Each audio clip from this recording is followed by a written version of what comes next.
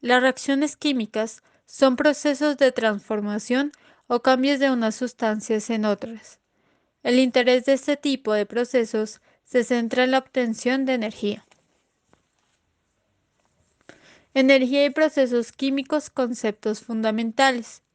Toda reacción química lleva una variación observable de energía que puede manifestarse en forma luminosa, eléctrica, mecánica o calorífica.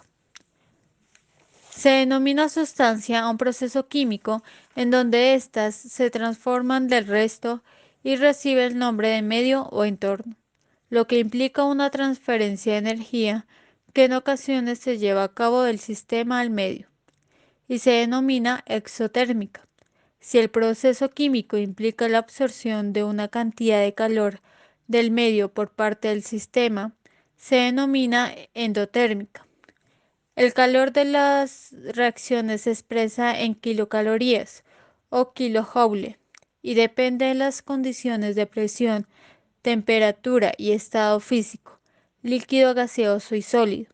Cuando los calores de una reacción están condicionados estándar de presión y temperatura, esta ecuación recibirá el nombre de termodinámica. El contenido energético de las sustancias químicas.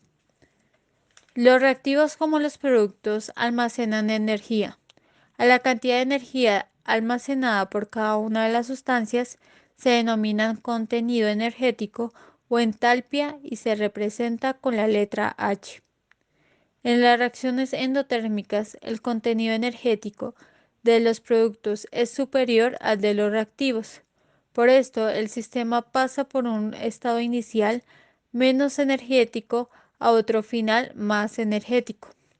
En las reacciones exotérmicas sucede lo contrario, ya que el contenido energético de los productos es inferior al de los reactivos.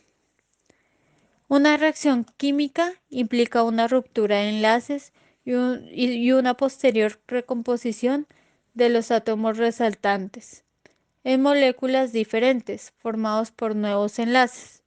Si los enlaces de los productos son más débiles que los reactivos, la producción de energía y la reacción será exotérmica.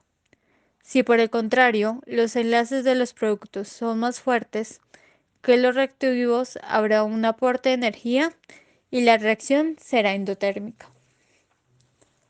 La espontaneidad de las reacciones, principio de mínima energía. Si el contenido energético de los productos es inferior al de los reactivos, el sistema en cuestión no evoluciona. El principio de máximo desorden. Junto a la energía aplicada, se ve a condicionar otro factor de carácter espontáneo, denominado entropía. La entropía depende de diferentes factores como números de partículas o el estado físico de las sustancias. Una reacción química en las bacterias se refiere al metabolismo, que es el conjunto de reacciones químicas que tienen lugar en la célula, y estas tienen dos funciones específicas: obtener energía del entorno para luego almacenarla y posteriormente utilizarla en diferentes funciones celulares.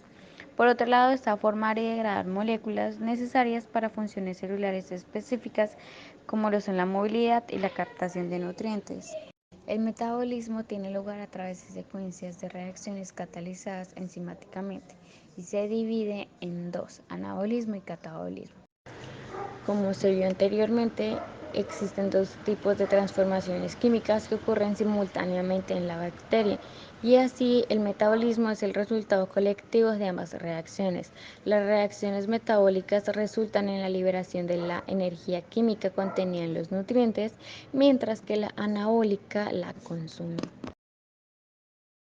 Una de las funciones específicas o importancia de estas reacciones químicas que tienen lugar en el metabolismo es que ayudan a obtener energía química del entorno y almacenarla para utilizarla luego en diferentes funciones celulares. Esta energía se puede obtener a partir de la reacción de catabolismo, la cual se describe como la descomposición de moléculas grandes, tales como proteínas, lípidos, hidratos de carbono, en moléculas pequeñas. Esta degradación libera una gran cantidad de energía, ya que a partir de esas macromoléculas anteriormente nombradas, de gran complejidad estructural y alto contenido energético, se obtienen moléculas sencillas estructuralmente y por lo tanto de bajo contenido energético. La energía que se libera durante el catabolismo es captada por la célula en forma de ATP, que va a tener enlaces fosfatos ricos en energía. Dado que las reacciones catabólicas aportan la energía necesaria y las materias primas para las reacciones anabólicas, es posible que se lleve a cabo una reacción de anabolismo. La reacción de anabolismo es la síntesis enzimática de macromoléculas a partir de compuestos sencillos con consumo de energía, es decir, que a partir de moléculas sencillas con escasa complejidad estructural y bajo contenido energético, se sintetizan macromoléculas complejas ricas en energía. Las moléculas de ATP almacenan la energía proveniente de las reacciones catabólicas y la liberan en una fase para impulsar las reacciones anabólicas y el cumplimiento de otras tareas celulares. Para que quede todo más claro, el metabolismo se divide en dos: el catabolismo, que es la degradación de sustancias complejas a sustancias más simples o sencillas, y el anabolismo, que es la formación de sustancias complejas a partir de sustancias simples o sencillas.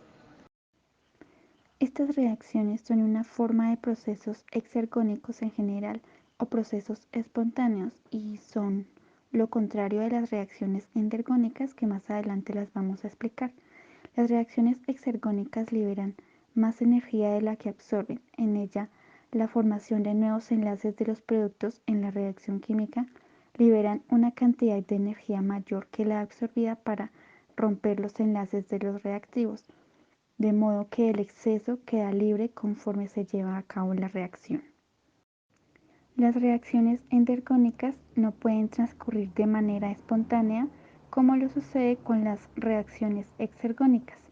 Por eso requiere, además de un alto suministro de energía. Esta energía generalmente es calórica y absorbe calor u otro tipo de energía.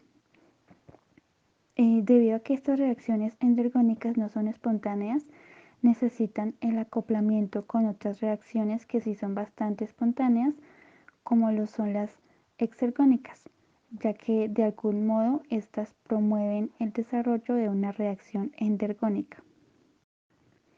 Teniendo en cuenta estos dos tipos de reacciones, podemos caracterizar las reacciones catabólicas como exergónicas debido a que liberan energía, y las reacciones anabólicas como endergónicas, ya que necesitan de energía que es producida por la reacción de catabolismo.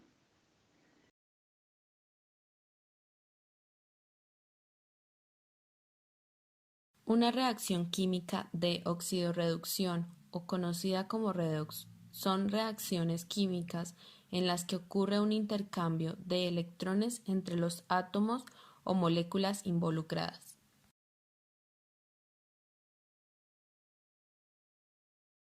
Ese intercambio se refleja en el cambio de estado de oxidación de los reactivos. El reactivo que cede electrones experimenta oxidación y el que los recibe, reducción. El estado de oxidación indica la cantidad de electrones que un átomo de un elemento químico cede o acepta cuando forma parte de una reacción química. Se puede interpretar también como la supuesta carga eléctrica que tendría determinado átomo si todos sus enlaces con otros átomos fuesen completamente iónicos. También se denomina número de oxidación o valencia. En toda reacción redox hay dos tipos de reactivos, uno que cede electrones y otro que los acepta. Uno es el agente oxidante, este es el átomo que capta los electrones. En este sentido, disminuye su estado de oxidación inicial y se experimenta una reducción. De esta forma, aumenta su carga eléctrica negativa al ganar electrones. Otro es un agente reductor. Este es el átomo que cede electrones y aumenta su estado de oxidación inicial, experimentando una oxidación. De esta forma, aumenta su carga eléctrica positiva al ceder electrones. Como anteriormente se mencionó, una reacción redox es aquella en la que una molécula pierde electrones y se oxida, mientras que otra molécula gana electrones y se reduce.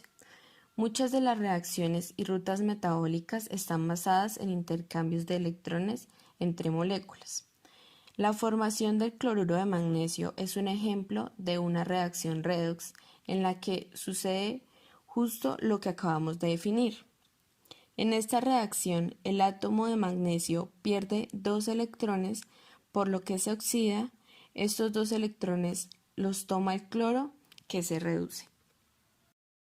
El fundamento de las reacciones de óxido y reducción es la transferencia o acaparamiento de electrones. Sin embargo, en el contexto de la biología, muchas veces se puede utilizar una pequeña regla para averiguar a dónde van los electrones. En general, si una molécula que contiene carbono gana átomos de hidrógeno o pierde átomos de oxígeno durante una reacción, probablemente sea reducido. Por otro lado, si una molécula que contiene carbono pierde átomos de hidrógeno o gana átomos de oxígeno, probablemente sea oxidado.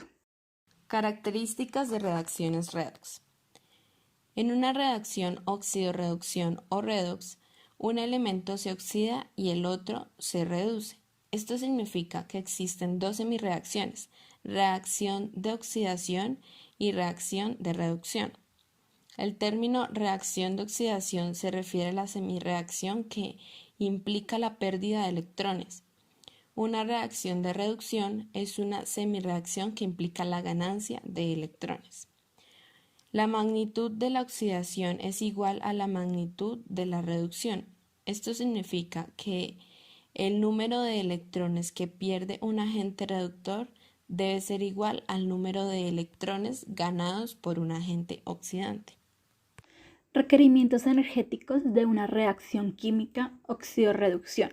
Un aspecto importante de las reacciones de óxido y reducción biológicas es el hecho de que las células las utilizan durante el catabolismo para extraer energía de las moléculas de nutrientes.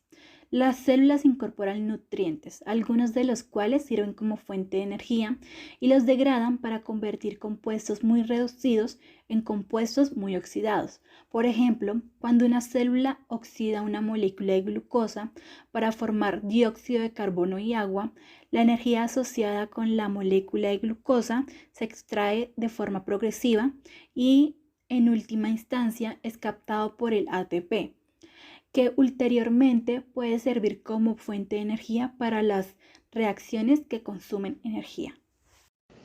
Por lo tanto, la energía liberada como resultado de las reacciones de óxido-reducción del catabolismo debe ser almacenada y transportada de algún modo.